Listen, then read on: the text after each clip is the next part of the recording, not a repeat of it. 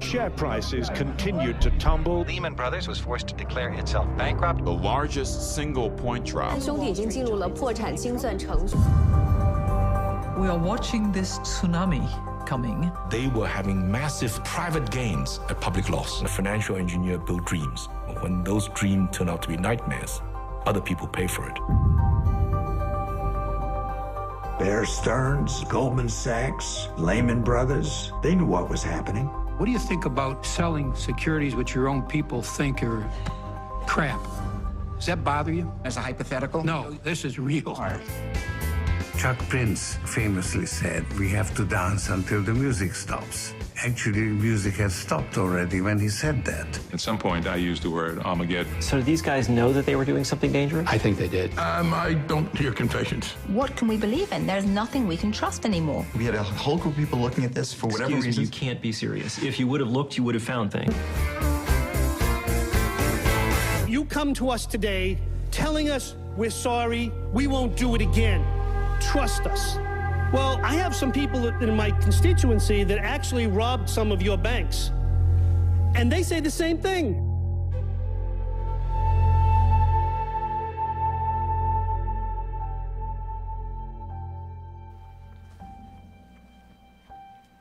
Hello, I'm Peter Scolari. I'm here with you today to talk about real people, just like you, who nearly lost their homes.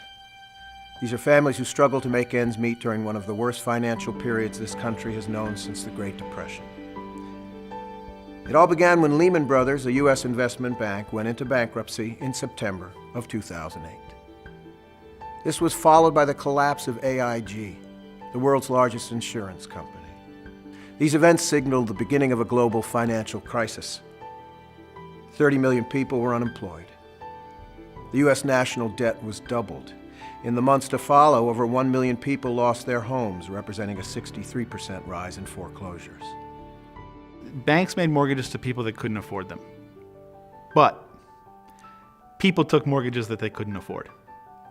And this has kind of been one of the dynamics of the whole situation that has caused so much political strife, because people will spend hours on the debate. Who's at fault? Was it the irresponsible bank? Was it the irresponsible borrower? I think that both sides can make a compelling case.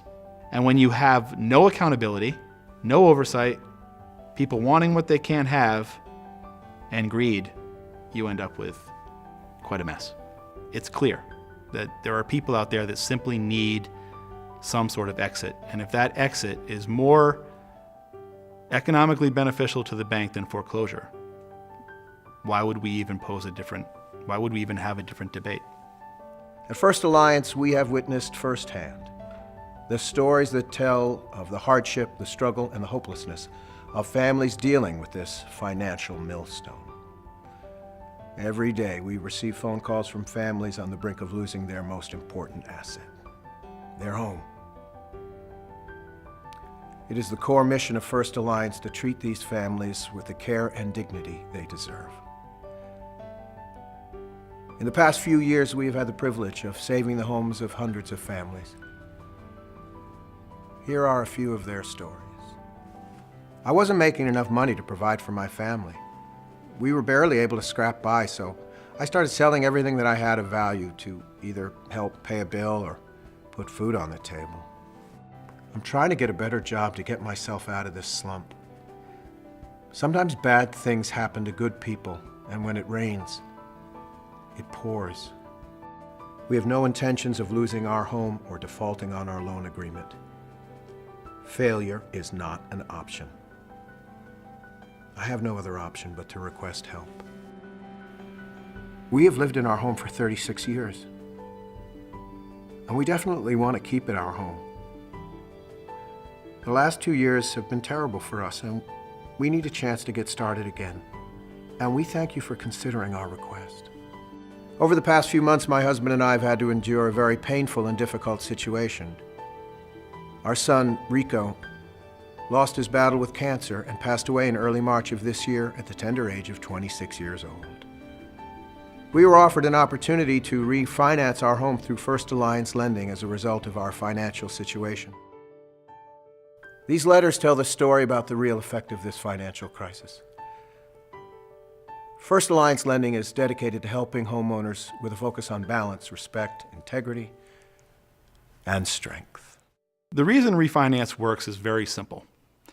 Our program looks back at the borrower's history. We look for where were they successful. It's easily identified by looking back through a credit file. This is where the borrower was okay. If you can find that spot, and you can identify what happened that led them to default, you can make a reasonable conclusion that if they get back to that place, they will succeed.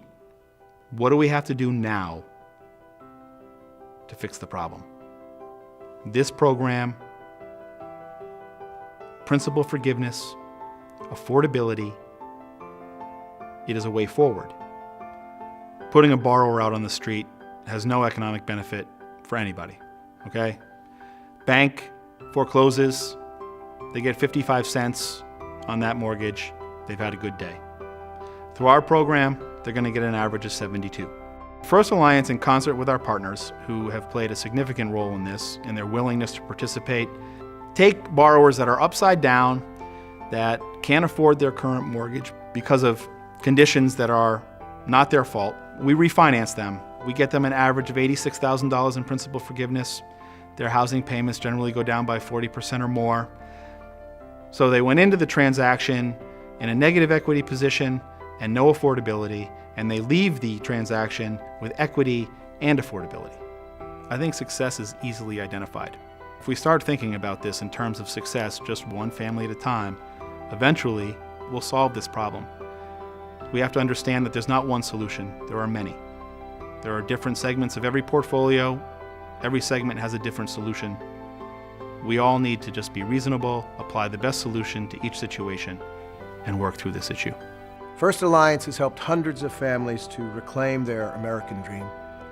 Every day we work with these people to turn struggle and hardship into relief and a return to quality of life. From July of 2008 to March of 2010, we wrote 18 transactions. March 2010 to today, we've written hundreds of them, and the results are very clear. People who go through our program succeed, but more importantly, the community at large succeeds, because every house that we keep out of inventory, every house that we keep out of overhang, is a success. We'd like to thank you for watching and listening. At First Alliance, making a difference is what we're all about. You know, my son, a few years ago, was diagnosed with leukemia. I remember exactly what that was like, the disruption that it takes in one's life. And when you're going through that experience, you're living your greatest fear, right? Am I going to lose a child? One of our families here tonight actually realized that. That story moved me in a big way. We made the tiniest difference in that person's life. That's why I do this. That's what makes it a success. Now our founder and CEO, John DiOrio.